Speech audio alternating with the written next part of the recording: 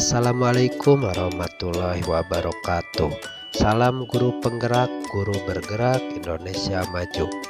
Perkenalkan, saya Yosef Japar Sidik dari kelompok 3 akan mengunggah tugas ruang kolaborasi modul 3.1 terkait pengambilan keputusan berbasis nilai-nilai kebajikan. Saya dibersamai oleh orang-orang hebat, yaitu Bapak Fasilitator Mr. Haji Swandaru MPD, Ibu Pengajar Praktik Miss Siti Saripah Royhana SPD SD, dan Ibu Pengajar Praktik Sophie Sutiawati SPD.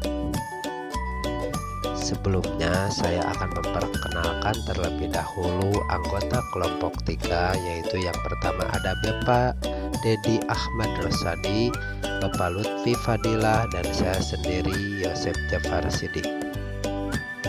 Dalam sesi diskusi kami mengangkat satu kasus, yaitu seorang guru di sekolah dasar melihat dua siswa terlibat perkelahian di lapangan. Satu siswa, si Fulan, tidak sengaja menyikut Pulana saat bermain sepak bola, dan Pulana membalas dengan memukul si Fulan. Berdasarkan peraturan sekolah terkait sanksi bagi siswa yang terlibat perkelahian, guru tersebut mengalami dilema tentang keputusan apakah harus memberikan sanksi kepada kedua siswa atau hanya satu dari mereka. Dilema ini menciptakan pilihan yang sulit, memberikan sanksi kepada keduanya baik si Fulan maupun Fulana untuk menegakkan disiplin, atau hanya memberi sanksi Fulana yang menunjukkan perilaku agresif lebih lanjut, sementara si Fulan tidak berniat menyakiti. Keputusan ini melibatkan pertimbangan keadilan dan kasih sayang. Maka paradigma apa yang digunakan dalam studi kasus pilihan? Paradigma yang digunakan adalah rasa keadilan melawan rasa kasihan. Hal tersebut tercermin dari kondisi siswa yang merasa bahwa kedua-duanya merasa berada dalam kondisi benar dan meminta keadilan yang sama. Lantas, prinsip mana yang mendasari pilihan pengambilan keputusan yang diambil? Yaitu prinsip yang diambil adalah prinsip berpikir berbasis rasa peduli, care-based thinking. Hal tersebut terlihat dari Pak Guru yang peduli terhadap kedua anak yang terlihat tersebut. Selanjutnya, dalam tahapan pengambilan dan pengujian terhadap studi kasus pilihan, apakah telah tepat atau belum, mengapa, atau masihkah ada pertanyaan-pertanyaan lanjutan dalam benak, apakah pilihan pengambilan keputusan ini telah tepat, akan dijawab pada slide berikutnya. Pertanyaan tersebut dapat dijawab dengan melakukan 9 langkah pengambilan keputusan. Yang pertama yaitu mengenali nilai-nilai yang saling bertentangan. Nah, di sini nilai-nilai yang saling bertentangan dalam kasus tersebut adalah nilai menjunjung tinggi peraturan dan dengan nilai rasa kasih sayang. Pada poin yang kedua yaitu menentukan siapa saja yang terlibat dalam situasi tersebut, yaitu pihak yang terlibat adalah Pak Guru, Fulan, dan Pulana. Selanjutnya, pengumpulan fakta-fakta yang relevan. Fakta-fakta yang ada dalam situasi tersebut yaitu Fulan menyebut bahwa dia tidak sengaja menyikut Pulana dalam pertandingan sepak bola tersebut. Lantas, Pulana bereaksi dengan sengaja memukul Fulan. Pak Guru merasa bingung untuk memutuskan kepada siapa dia memberikan sanksi terkait dengan peraturan sekolah tentang perkelahian murid. Pada tahapan keempat yaitu pengujian benar atau salah. Yang pertama adalah uji legal, di mana apakah ada aspek pelanggaran hukum dalam situasi tersebut.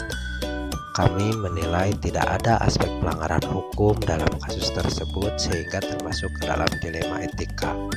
Yang kedua yaitu uji regulasi. Apakah ada pelanggaran peraturan atau kode etik profesi dalam kasus tersebut? Di sini guru dituntut oleh peraturan yang dibuat dan disepakati oleh semua komponen sekolah.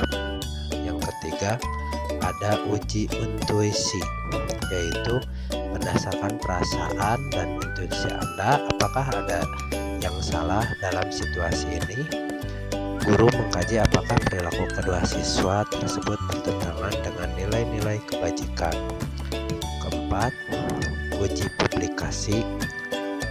Apakah yang Anda rasakan bila keputusan Anda dipublikasikan di media cetak atau elektronik maupun viral di media sosial?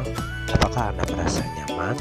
Jawabannya, apabila kasus tersebut dipublikasikan akan mempengaruhi citra sekolah. Dan yang kelima adalah uji panutan. Apakah kira-kira keputusan yang akan diambil oleh panutan atau idola Anda dalam situasi tersebut? Apabila kepala sekolah mengambil keputusan, beliau akan melibatkan guru-guru lainnya dalam proses pengambilan keputusan. Poin yang kelima yaitu pengujian paradigma benar lawan salah. Rasa keadilan melawan rasa kasihan. Guru memberikan perhatian kepada kedua siswa tersebut untuk memberikan perbaikan terhadap pelanggaran yang dilakukan oleh kedua siswa tersebut. Tetapi di sisi lain, guru harus dapat memberikan perlakuan yang sama kepada siswa lain. Poin yang keenam yaitu melakukan prinsip resolusi adalah berpikir berbasis rasa peduli, care basic thinking, dengan mempertimbangkan perasaan siswa setelah kejadian ini.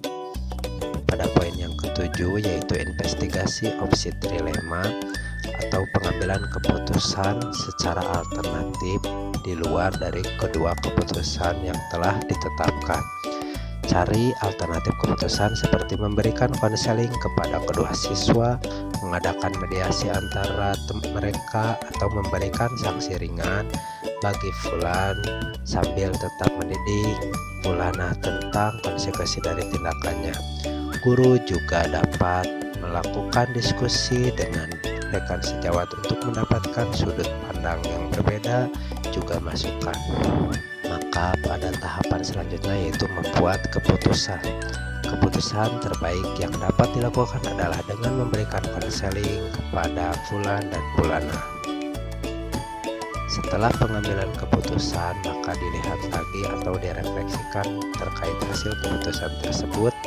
Keputusan yang diambil sudah tepat karena telah melibatkan kedua pihak yang berselisih melalui mediasi dan bimbingan konseling, dibandingkan memberikan sanksi yang sesuai dengan peraturan sekolah. Maka setelah kami berhasil mempresentasikan hasil kerja kami, terdapat beberapa pertanyaan. Yang pertama yaitu dari Bapak Fitra terkait apakah konseling bisa langsung dilakukan oleh guru yang terlibat pada situasi tersebut. Yang kedua, pertanyaan dari Ibu Krista, bagaimana cara menyikapi sikap orang tua dalam menanggapi sikap murid yang temperamen.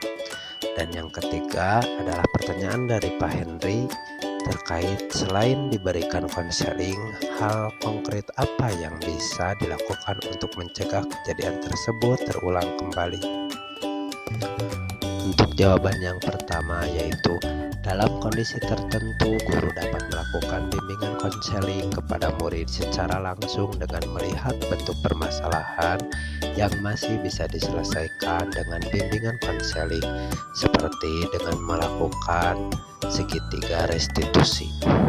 Jawaban yang kedua yaitu berdiskusi dari hati ke hati dengan berbincang secara tertutup dan melihat kebutuhan apa yang ingin dicapai oleh orang tua tersebut, karena kita yakini bahwa orang tua pasti menginginkan sesuatu yang terbaik untuk anaknya. Jawaban yang ketiga yaitu melakukan proses segitiga restitusi, menanamkan nilai-nilai kebajikan untuk diyakini oleh setiap murid, berkolaborasi bersama guru-guru untuk menciptakan kondisi well-being atau kesejahteraan psikologis pada setiap warga sekolah. Pertanyaan refleksi yang pertama yaitu, jika Anda sebagai kepala sekolah, bagaimana cara Anda menunjukkan empati dan respect terhadap peserta didik dalam pengambilan keputusan? Sebagai jawabannya, jika saya sebagai kepala sekolah, semua keputusan akan dirundingkan terlebih dahulu dan perlu ditekankan semua keputusan harus hendaknya berpihak kepada murid. Nah, dan tanpa menyulitkan atau merugikan pihak manapun. Untuk pertanyaan refleksi yang kedua, jika Anda sebagai pengawas sekolah, bagaimana Anda menerapkan kode etik ketika mendampingi kepala sekolah dalam mengkaji dan mengimplementasikan kebijakan pendidikan untuk peningkatan mutu layanan satuan pendidikan yang berpusat pada peserta didik? Jawabannya, jika saya sebagai pengawas sekolah, saya akan mendampingi kepala sekolah untuk selalu mempertimbangkan nilai-nilai kebajikan dan kesejahteraan psikologis peserta didik dalam setiap pengambilan keputusan melalui refleksi, diskusi, dan penggunaan data yang relevan. Demikian pemaparan saya terkait ruang kolaborasi modul 3.1 terkait pengambilan keputusan berdasarkan nilai-nilai kewajiban. Terima kasih telah menyaksikan. Bila taufiq walhidayah. Wassalamualaikum warahmatullahi wabarakatuh. Salam guru penggerak, guru bergerak Indonesia Maju.